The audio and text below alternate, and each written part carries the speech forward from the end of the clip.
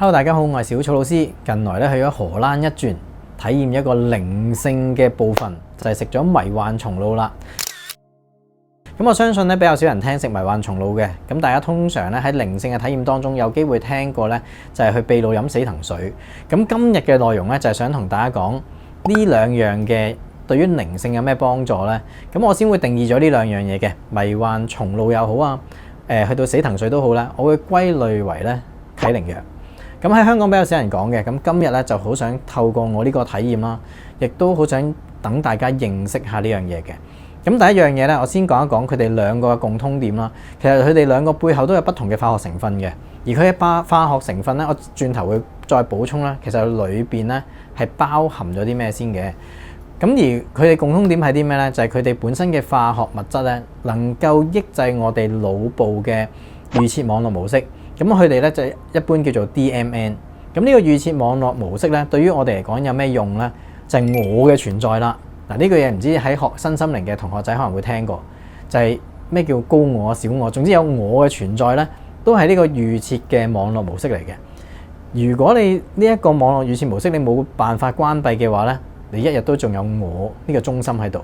咁關閉咗有咩好處呢？因為本身每一個 DMN 係互相抑制佢嘅感官接受嘅。咁我會舉一個簡單例子，即係例如你用眼睇嘢嘅，咁我哋收到呢個資訊，就去翻我哋腦部眼嘅視覺處理器啦，就令到我哋睇到嘢啦。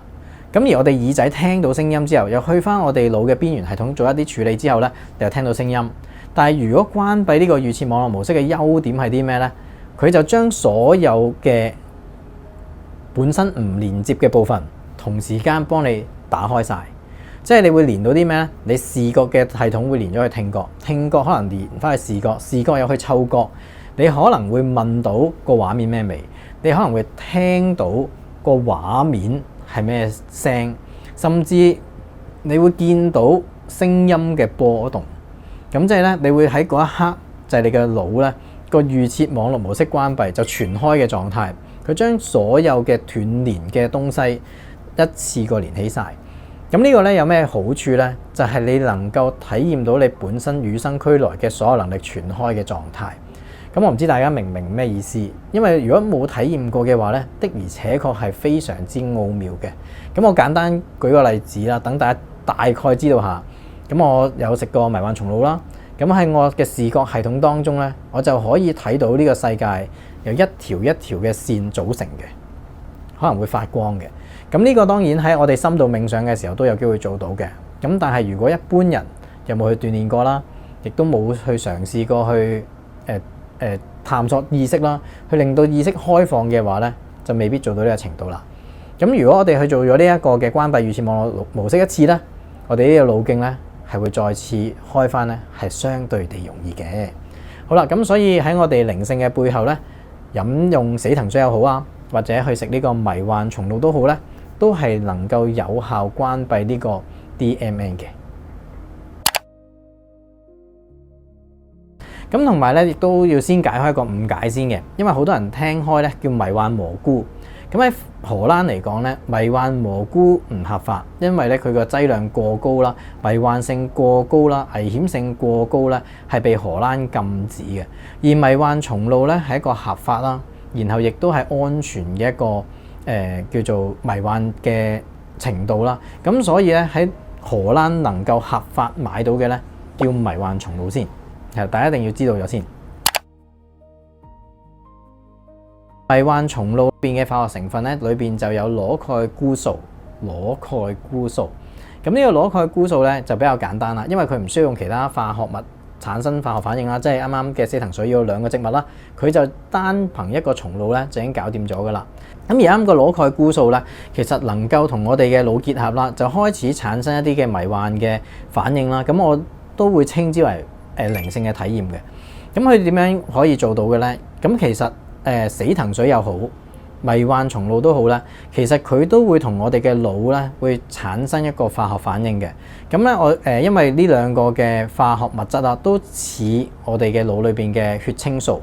咁而我哋嘅腦係會同血清素腦裏邊一種受體產生一個化學反應咁而從而你就會開始咗呢啲嘅迷幻體驗噶啦。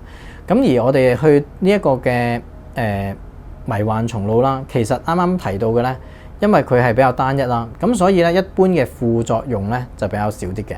咁我哋嘅化學成分就講到呢一部分啦，咁然後就講一講咧佢哋進食之後嘅差異性。好啦，咁我哋嘅差異性喺邊度咧？先講死藤水先啦。如果進食死藤水啦，飲死藤水啦，我哋嘅化學反應咧比較劇烈啲嘅。因為如果大家去網上睇 YouTube 片咧，又嘔，然後嘔到好痛苦嘅，然後有一啲好強烈嘅排毒反應。咁咧，因為佢係屬於高刺激度嘅迷幻藥物啦，咁佢會不停咁刺激你嘅身體。咁而相對啦，迷幻松露咧就係屬於柔和嘅。咁而柔和到點樣咧？咁點解佢會喺荷蘭合法咧？咁先講一講個劑量啦。咁喺迷幻松露嚟講咧，基本上你係想食到自己身體咧去到死亡嘅狀態咧，幾乎係唔可能嘅。因為你要食嘅量幾多咧？你要食到好似你體重咁重咧，先會死得嘅。即係例如我假設我60 kg 啦，我要食足60 kg 嘅新鮮松露咧，我先會死到嘅。咁就短時間內食晒喎，咁基本上係不可能嘅。咁所以咧，荷蘭會俾佢合法化。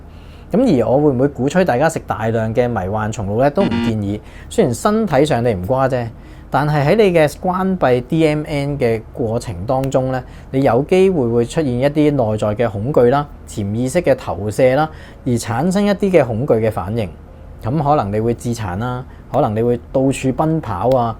咁啊，亦都可能你會受恐懼而唔控制自己啊，因為你恐懼背後有機會帶出你嘅本能，咁而呢個本能係你自己都唔知啦，咁就會有一定嘅危險性嘅。咁而飲死藤水啱講係刺激啦，刺激成點咧？因為喺呢個飲死藤水之前咧，大家有睇過薩滿啦，其實佢哋會有啲嘅薩滿儀式啦，要你去遵守啦，你仲要嚴謹地遵守佢嘅飲食。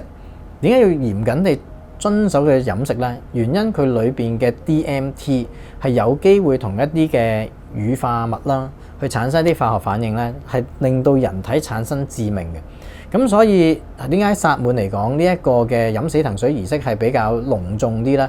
因為稍一不慎咧，你食錯嘢，有機會同呢個 DMT 產生化學作用咧，你就有機會有性命嘅危險啦。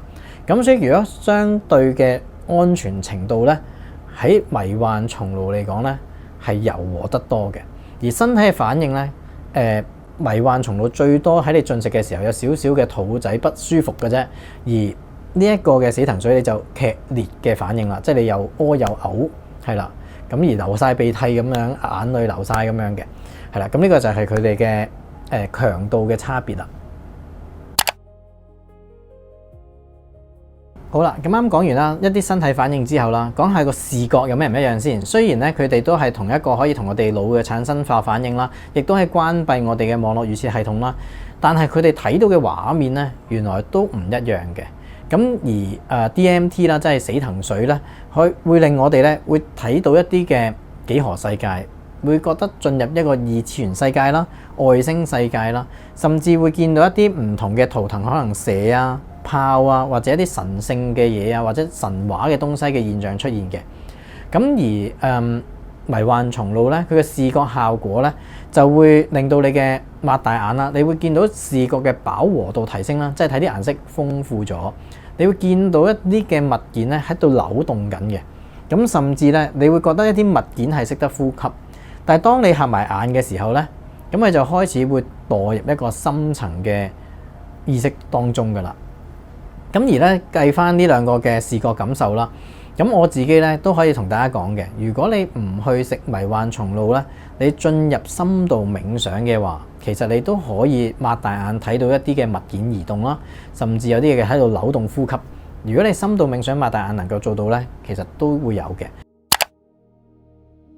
咁而家以下落嚟咧就係講服用嘅量咧，就會影響你往後嘅體驗啦。咁呢個亦都係最精彩嘅部分嚟嘅，因為食得少少地咧，就好似冥想冇乜差別嘅。咁我自己本身去食嘅時候啦，咁我自己冥想擘大眼都可以睇到啲畫面，所以咧我嗰刻覺得好似未夠喎咁樣。咁所以咧我就食得更加多嘅量啦。咁我都會講一講啦，服用嘅量咧就比較影響到你嘅體驗啦。咁當然啦，主要都係關閉我哋嘅網絡預設模式嘅啫。咁先講翻菇嗰部分啦，因為我食過親身體驗過啦。咁首先咧，如果喺初頭啱啱食落去嘅話咧，劑量唔夠，就好似啱啱嘅視覺變化啫。但係當你食得越多啦，咁咧你就會開始有唔同嘅體驗。咁多與少啦，陣間會講多一個 gram 數俾大家做一個參考嘅。咁例如我食得多咗嘅話咧，咁當我蒙住雙眼啦，或者閉上雙眼咧，你會發現咗自己嘅身體係不存在嘅，你純粹得翻個意識。咁而呢個純意識嘅狀態咧，就類似一個叫自我消融啦。咁正正就對應翻關閉預設網絡模式嗰樣嘢。當你刪咗呢一個嘅預設網絡咧，你就好多嘢咧就已經變得不一樣。你合埋眼，雖然個感官係刪晒，但係佢冇刪過。你聽嘅就等於睇嘅，你望嘅就會係等於聽到。咁所以咧，你呢個五官交集閂咗隻眼咧，唔代表你乜都睇唔到，乜都聽唔到。你甚至係感受到咧一啲嘅靈性嘅體驗嘅。咁而呢一個靈性嘅體驗啦，包括咗自我消融啦，然後慢慢將個我咧移除啦，甚至你能夠連結到更加深層嘅自己啦，甚至係前世又好啊，睇到自己同人哋嘅因果關係啊，都可以喺呢個高劑量嘅情況下咧體驗到嘅。咁而迷幻體驗咧，其實原來分5個級數，係對應翻靈性嘅。咁而令大家更加具體知道啦，咁我會講一講咧1至5級嘅差別嘅。好啦，咁如果喺迷幻級數嚟講啦，喺迷幻第1、第2級咧，就會令到你感官放大啦、正念放大啦、情緒嘅流動加速，然後對音樂同大自然嘅共鳴咧就會自然增加。咁咩叫大自然同埋音樂嘅共鳴咧？即係你聽嘅會更加好聽啲啦，放大咗啦，然後感受到能量嘅層面多咗咧，呢個就屬於大自然嘅共鳴啦。好啦，咁去到第3級咧，已經屬於中劑量噶啦。咁而咧呢個程度嘅迷幻級數咧，係會開始浮現你嘅潛意識。當你合埋眼嘅時候咧，會甚至出現幾何圖案啦、過去嘅記憶啦、過往嘅情緒抑壓啦、童年嘅創傷啦，都會浮現嘅，即係裏邊會投射翻你過往潛意識嘅 data。OK， 咁呢個就係第3級嘅迷幻程度啦。咁如果去到呢一個程度咧，你如果內在恐懼越多嘅話咧，咁你就知道你食嘅時候會唔會有唔好嘅體驗啦。因為咧喺食呢一啲嘅過程當中啦，有啲人會有個叫做 bad trip 嘅，即係一啲唔好嘅旅程喺呢個食菇嗰度，就係你會將潛意識放大。尤其是如果你放大咗恐懼嘅話，你就會好驚。而呢個咧唔係感覺，係類似一種將你嘅認知即刻係感受到呢樣嘢嘅。咁所以咧，如果當你冇處理過潛意識呢部分咧，其實已經會有機會產生一啲唔好嘅體驗噶啦。咁所以呢個係第3級。好啦，去到第4級咧，屬於高劑量。咁呢個咧，我會定義為一個高維度嘅觀察者。咁當我哋去到第4嘅靈性嘅迷幻體驗啦，叫做我哋會發現到自己可能有啲靈性嘅技能覺醒啦，你會好似一個超級電腦咁咧，能夠運算一啲以前過往無法理解嘅東西，例如你能夠睇到每個事件背後嘅因果啦，你可能會知道某一啲運行嘅規律啦，而呢樣嘢咧，你係唔需要去用腦諗嘅。呢種狀態，你係觀察到，即係你會好似 download 一樣。我將呢一樣嘅資訊直接下載咗嚟，然後去經過你嘅思維邏輯，再去睇到呢件事而產生一啲嘅智慧。咁所以你喺裏邊咧係有思維邏輯同思考力。咁呢個咧就去到第4級啦，即係你會發現咗自己已經開始超越咗自己嘅認知範疇。咁喺心理學嚟講啦，就可能叫做集體嘅無意識狀態，你已經可以連咗線㗎啦。OK， 好啦，去到第5級啦。第5級咧去到極高劑量，亦都係最尾嘅啦。咁通常咧，我哋啱早前有提過叫自我消融啦。咁咩叫自我消融咧？其實嗰一刻咧，你就將你嘅預設網絡模式咧完全關閉咗。因為預設網絡模式咧，只要一未關，就會有我呢一個名喺度啦。我咧就係咩意思咧？就係你會有定義自己係咩啦，你會諗過去及未來啦，你會思考好多嘢，就有我啦。咁咩叫思考就會有我咧？我會想引用一句名言嘅：我思故我在。即係當我一有思維運行緊嘅時候咧，我咧呢個就會存在。咁而呢個我咧點樣先會冇咧？就係個思維冇咗啦。咁而去到第5級別嘅迷幻級數咧，你就冇晒任何嘅思維邏輯，你甚至冇咗我，變成咩呢？一個純粹嘅能量存在。你甚至認為個人冇邊界啦，你唔會嗰刻覺得自己有問題，因為你已經冇咗。甚至你連自己覺得有本來有我有問題嘅東西，因為而我冇咗呢，所有嘢嘅問題煙消雲散。而呢個時候咧，對於靈性嚟講咧，呢個就係終極智慧嘅顯現。你會感受到宇宙嘅平靜啦，同埋愛嘅感覺。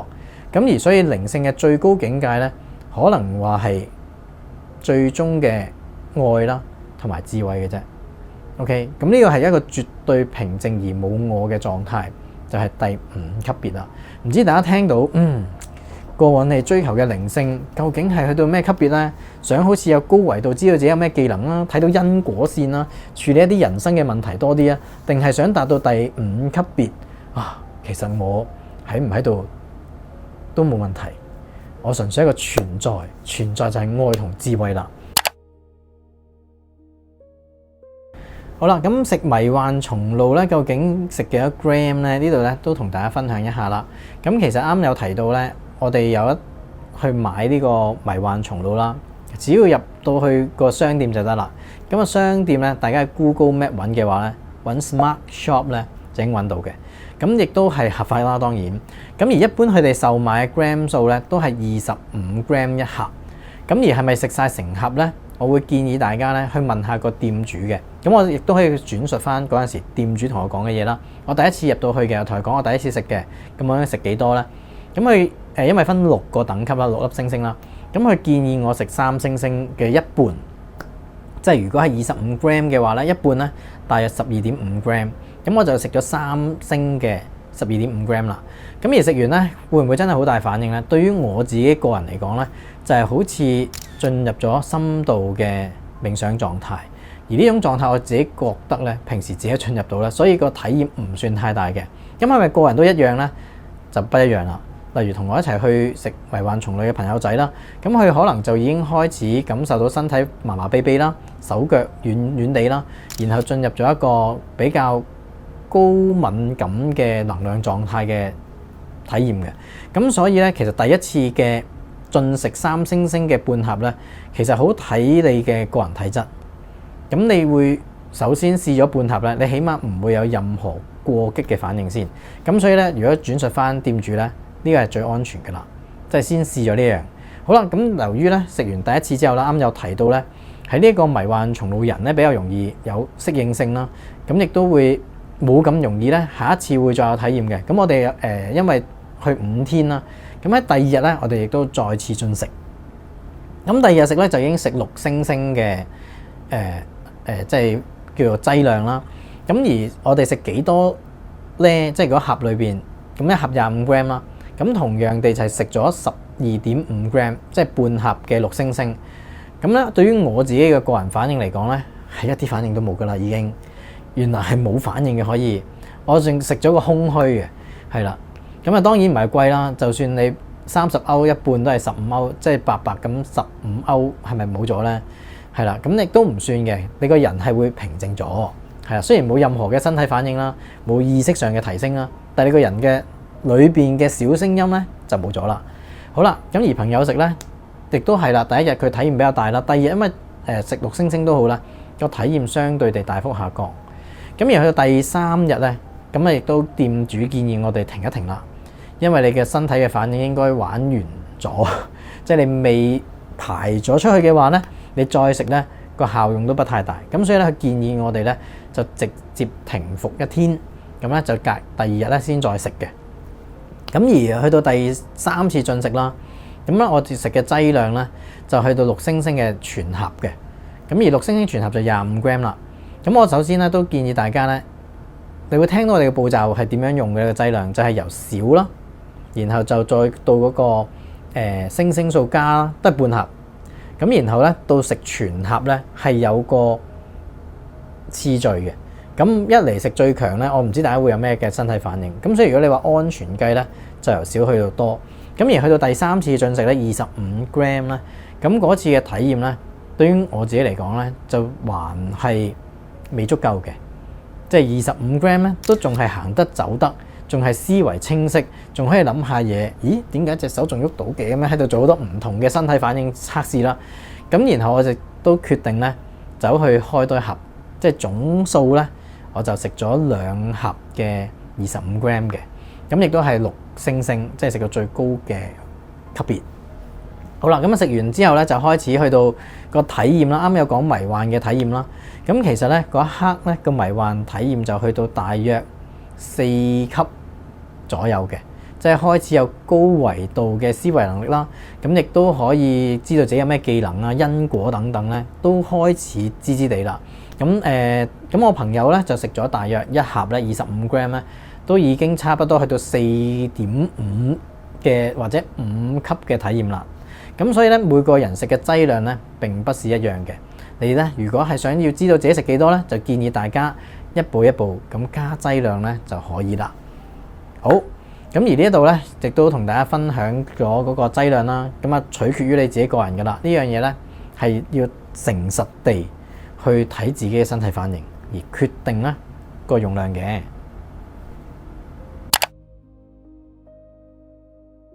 但係大前提之下咧，不論死藤水同埋迷幻松露都好啦，佢哋有一致性嘅東西要大家留意嘅，唔好無啦啦去食先，一定要留意咗呢樣嘢先。就係喺薩滿嚟講啦，佢係要做一啲嘅意識上嘅清理啦、淨化啦，開始了解潛意識啦，先再進食咧，你個效果先好嘅。而去到迷幻松露咧，其實我嘅睇法都一樣。如果你係盲目地食啦，你係冇呢一份覺察嘅話，你食咧只不過係一個純粹嘅迷幻體驗。但係你懷住一個有意識、有意圖去進入一個靈性體驗嘅話咧，呢個就唔係單純一個迷幻嘅體驗，係一個自我成長、自我啟發嘅階段。所以喺進食之前咧，我會建議大家可能食嘢清淡啲啦，仲有冥想啦，去關照下自己情緒啦，去審視下自己嘅人際關係啦。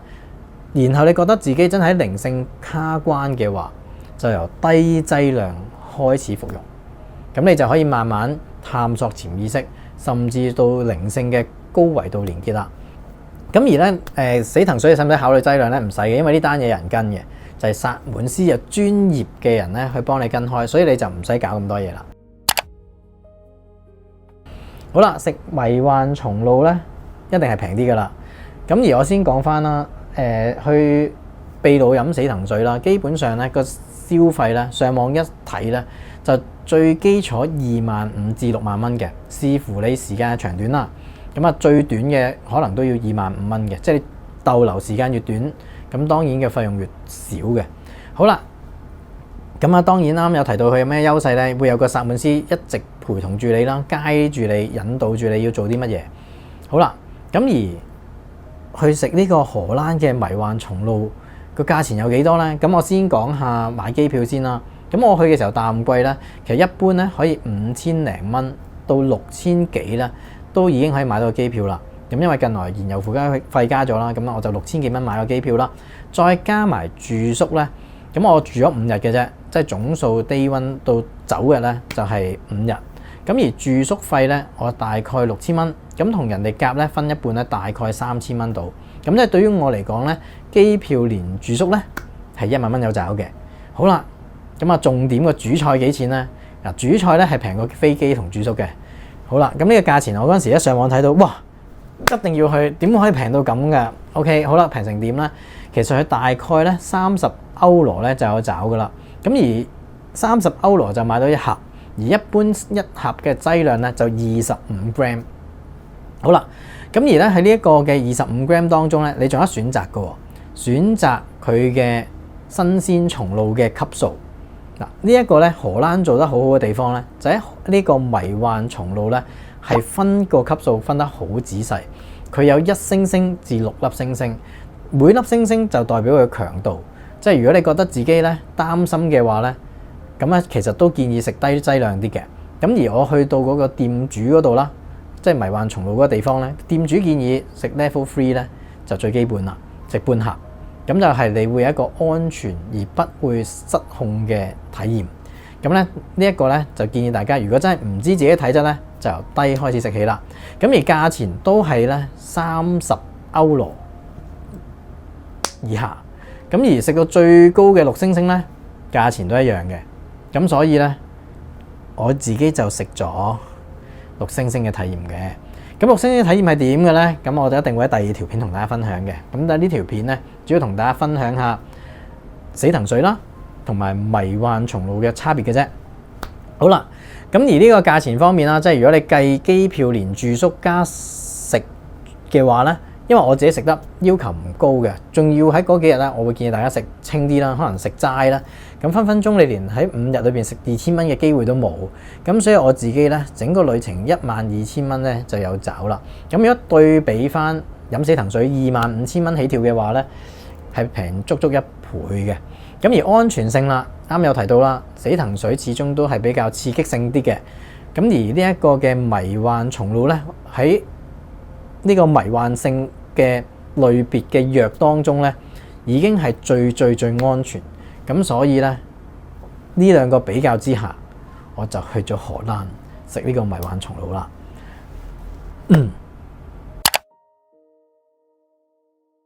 咁我亦都要再三提醒大家啦，如果大家純粹為咗迷幻體驗咧，我極度唔建議咧大家去服用呢一啲嘅迷幻松露同埋死藤水嘅。